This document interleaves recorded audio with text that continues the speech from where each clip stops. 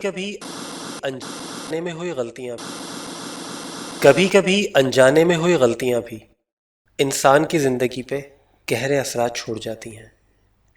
और हमारी आज की कहानी की ये कहानी भी हमारे एक व्यूवर के साथ गुजरे कुछ ऐसे सच्चे वाकयात पर मबनी है जो उसके साथ आज से 10 साल पहले गुजरे।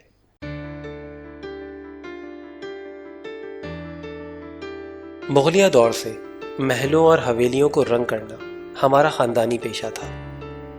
मेरे बुजुर्गों से रिवायत में मुझे यही हुनर मिला। अब इस दौर में राजा महाराजा तो रहे नहीं, इसलिए मैंने उनके महलों, हवेलियों और किलों को रंग करना शुरू कर दिया। मुझे गवर्नमेंट की तरफ से पुरानी इमारतों को दोबारा रंग करने और संगमरमर और शीशे के काम का कॉन्ट्रैक्ट मिलता है। ये कहानी 2010 में मेरे साथ गुजरी थी, जब मुझे पाकिस्तान के अंदरूनी इलाके में मौजूद एक हवेली की रेस्टोरेशन का कॉन्ट्रैक्ट मिला। मैं वहां काम करने पहुंच गया।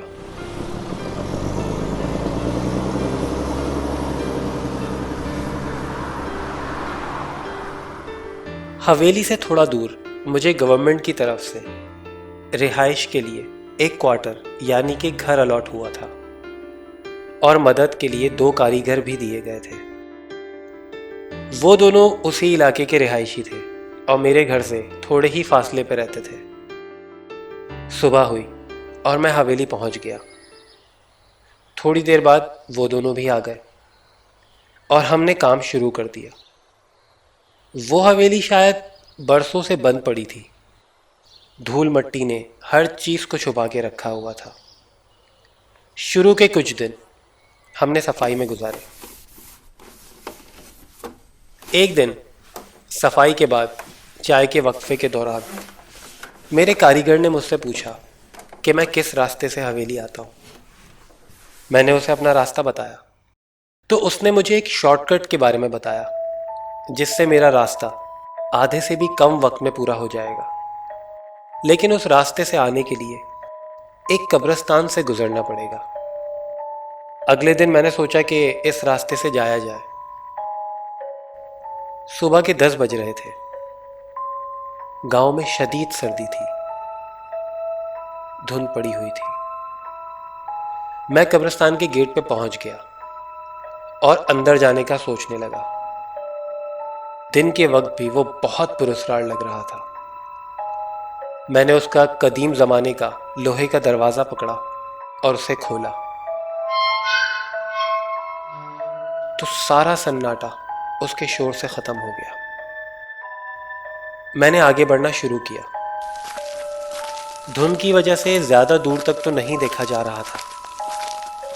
खैर, मैंने देखभाल के अपना रास्ता पूरा किया और हवेली पहुंच के काम शुरू कर दिया। शाम हो चली थी। वापस घर जाने के लिए मैंने सोचा कि उस रास्ते से ना जाया जाए। जो जगह दिन में इतनी पुरस्कार थी, वो रात में क्या मंजर पेश करेगी। ये सोच के मैं दूसरे रास्ते से घर आ गया। अगले कुछ दिनों तक मैंने यही किया। सुबह मैं उस कब्रिस्तान वाले रास्ते से चला जाता और वापसी में दूसरे रास्ते से घूमकर आ जाता।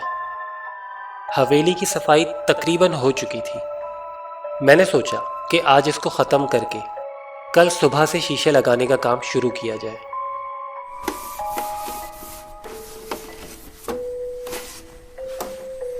सफाई ख़त्म होते होते वक्त ज़्यादा लग गया। रात के 11-12 बज रहे होंगे।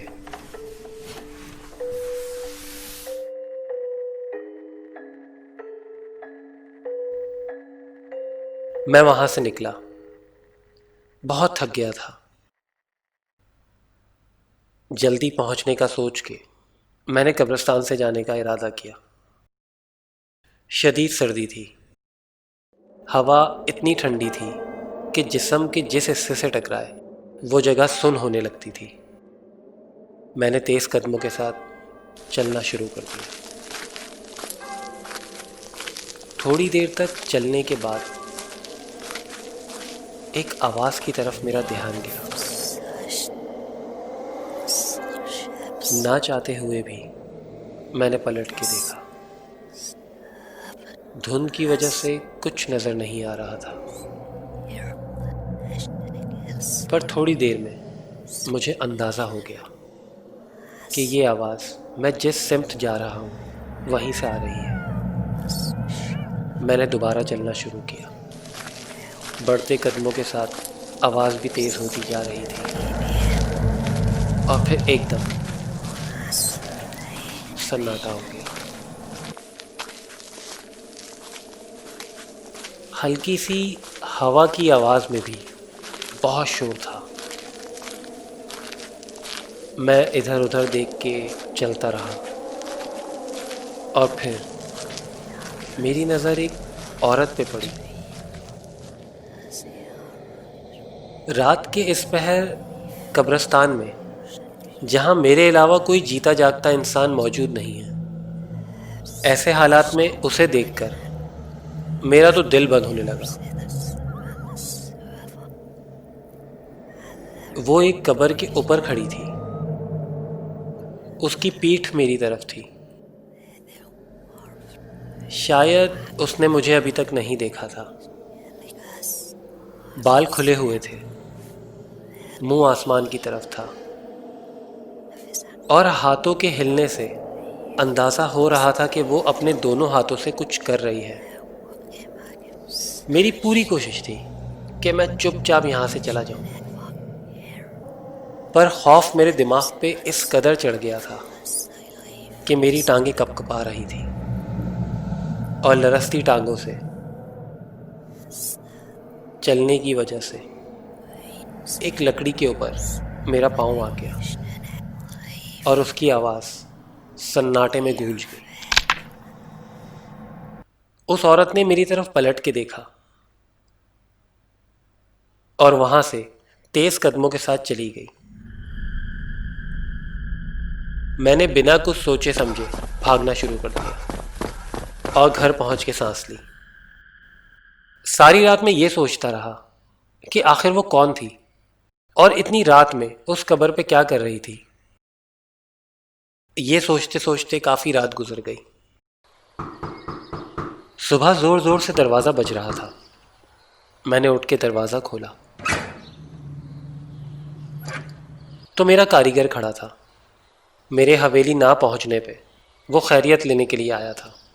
मैंने टाइम देखा तो सुबह के 12 बज रहे थे। मैंने उससे कहा कि तुम हवेली जाओ और मैं बस पहुंच रहा हूं। उसके जाने के बाद मैं जल्दी जल्दी तैयारी करके निकला और दोबारा कब्रिस्तान वाला रास्ता ही इख्तियार किया। इसकी दो वजूहात थी। एक तो ये कि ऑलरेडी बहुत लेट हो गया था और दूसरी ये कि मुझे कुछ ज़्यादा ही तजस्सुस था। मैं जानना चाहता था कि रात में वो औरत उस कब्र पे क्या कर रही थी। मैं चलना शुरू किया। आज धुंध काफ़ी कम थी। मैं जब उसी जगह से गुज़रा जहाँ रात में वो औरत खड़ी थी तो मुझे एक काली सी चीज़ पड़ी हुई नज़र आई। ना चाहते हुए भी मैंने वो उठा ली। कपड़े की एक गुड़िया थी। सर पे 2 बटन सिए हुए थे जैसे आंखें हों और धागे से सी के मुंह बनाया हुआ था। सर में कुछ पिन लगी हुई थी, शायद ये बाल बनाए होंगे। मैंने गिनी तो वो 9 पिनें थी। मैंने वो सारी पिन निकाल के उस गुड़िया को खोल दिया। उसमें आटे जैसा कुछ भरा हुआ था। मैंने हाथ झाड़े और वो वहीं फेंक के हवेली पे आ गया। आज छत और दीवार पे शीशे लगाने थे। हमने बैल्कनी की छत से स्टार्ट किया। वो 20 फीट ऊंची थी। मैंने सीढ़ी लगाई और कारीगर से उसे पकड़ने का कह के ऊपर चढ़ गया। मैं छत पे शीशे लगा रहा था कि तभी मुझे ऐसा लगा जैसे सीढ़ी हिल रही हो। जब मेरी शीशे में नजर पड़ी तो कारीगर नीचे नहीं था, बल्कि बैल्कनी की रेलिंग पे चल रहा था और फिर उसने छलांग लगा दी। मैंने चीखते हुए नीचे देखा तो वो कारीगर उस वक्त भी सीढ़ी पकड़ के मुझे खौफजदा होकर देख रहा था। मेरी समझ नहीं आया कि ये क्या हुआ है। खैर, मैं दोबारा काम करने लग गया। मुझे छेनी और हथौड़ी की ज़रूरत पड़ी तो मैंने अपने कारीगर से लाने को कहा और ख़ुद शीशे पे डिज़ाइन बनाने लगा। थोड़ी देर बाद मुझे शीशे में कुछ हिलता हुआ नज़र आया। मैंने गौर किया तो दूर कमरे के दरवाजे पे मेरा कारीगर खड़ा था और मुझे वहां से भागने का इशारा कर रहा था।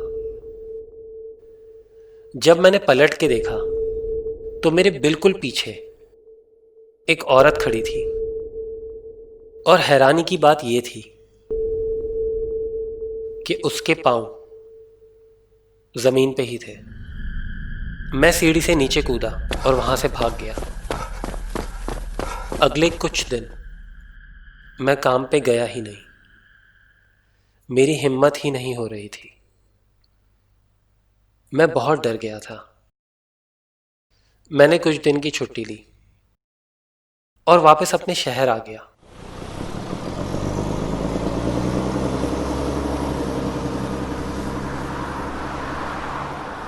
क्योंकि मुझे लग रहा था कि शायद उस हवेली में कुछ मसला है। पर घर आने के बाद मेरा ये वहम भी दूर हो गया। एक रात में लेटा हुआ सोने की कोशिश कर रहा था। कमरे में खूब अंधेरा था। मैं आंखें बंद करके नींद के इंतजार में था कि तभी मेरे पांव का अंगूठा किसी ने पकड़ के हिलाया। मैं अभी लिहाफ से मुंह बाहर निकाल ही रहा था कि मेरी दोनों टांगे किसी ने पकड़ ली। वो पकड़ इतनी मजबूत थी कि मैं हिल भी नहीं पा रहा था।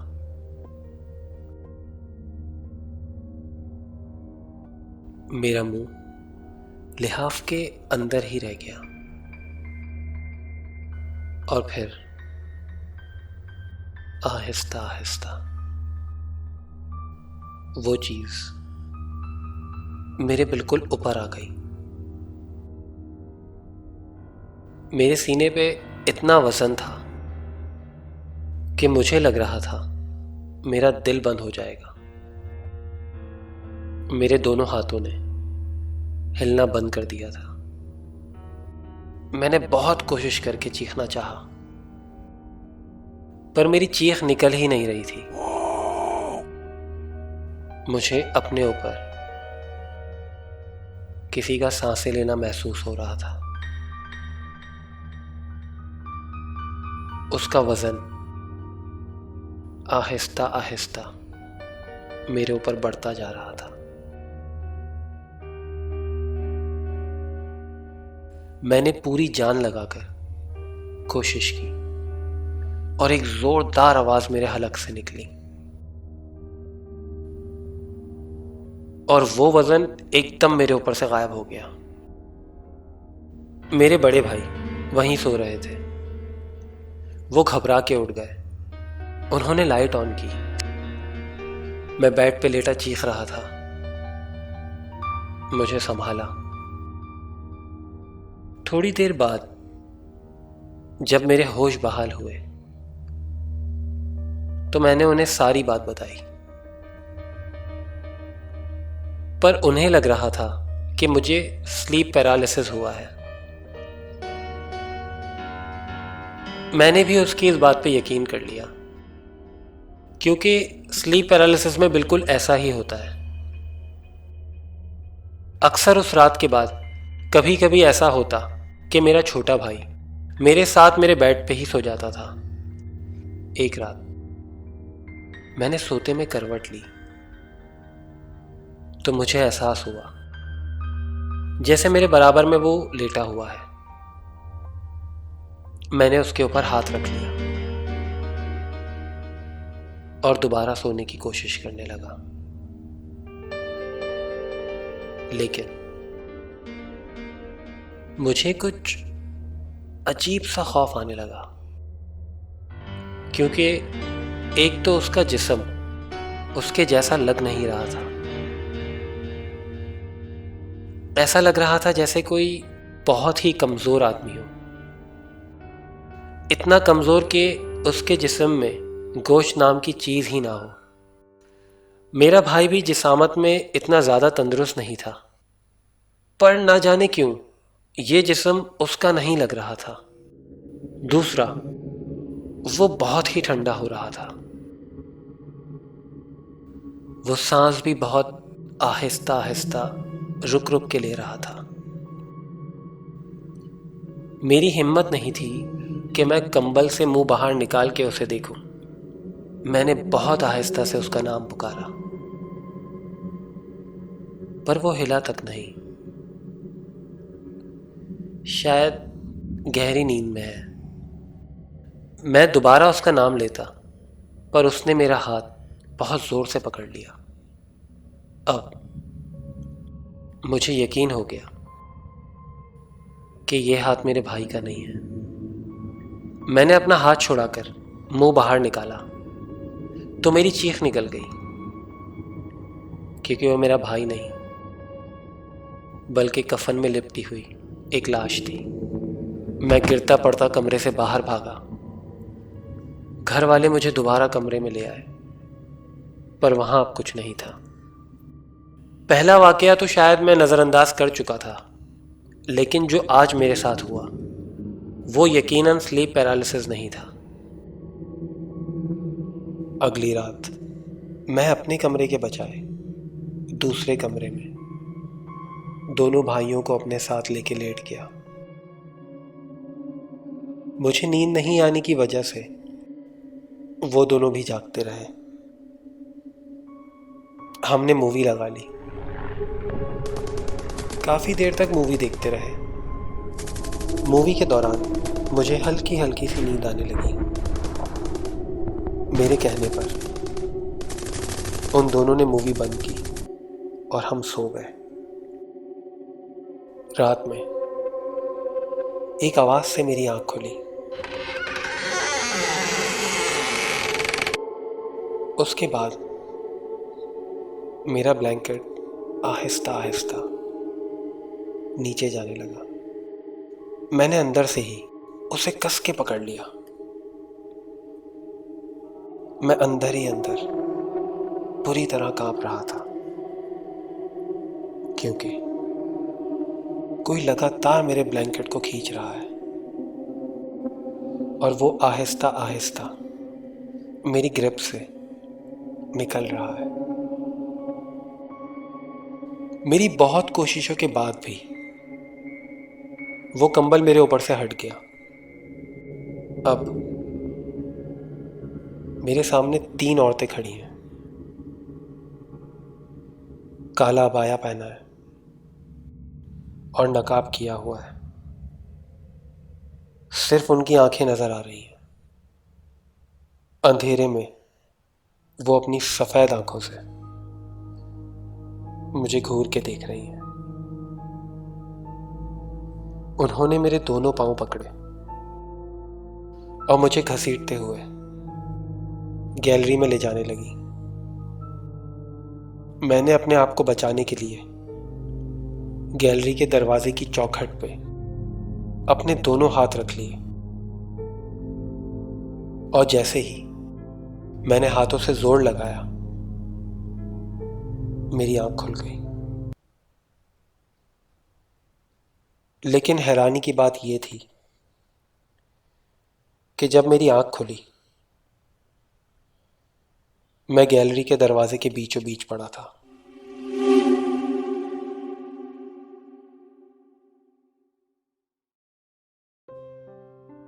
यह मामला तो मुझे पहले वाकये के बाद से ही काफी संगीन लग रहा था, पर मैं हमेशा अपना वहम समझ के इसे नजरअंदाज कर रहा था। लेकिन उस रात के अगले दिन मैं एक बुजुर्ग के पास गया। उन्हें हवेली और कब्रिस्तान से लेकर घर तक की सारी बात बताई। वो थोड़ी देर मुझे देखते रहे, फिर छत पे देखना शुरू हो गए, जैसे कुछ हिसाब लगा रहे हो। फिर उन्होंने पूछा, बेटा क्या इस दौरान तुम्हें कोई अजीब चीज मिली थी? मैंने कब्रिस्तान में मिली उस कपड़े की गुड़िया के बारे में बताया। तो उन्होंने कहा कि वो गुड़िया शायद किसी को परेशान करने के लिए रखी गई थी, पर तुमने उसे खोल के गलती की, क्योंकि अगर कोई उसे हाथ लगाए या खोल दे तो सारे असरात उस पे हो जाते हैं। मुझे तकरीबन 2 से 3 महीने लगे पूरी तरह सही होने में, लेकिन वो वक्त मेरी जिंदगी का एक ऐसा हिस्सा था जो मैं कभी नहीं भुला सकता। मेरा नाम अम्मार है और ये थी हमारी आज की कहानी।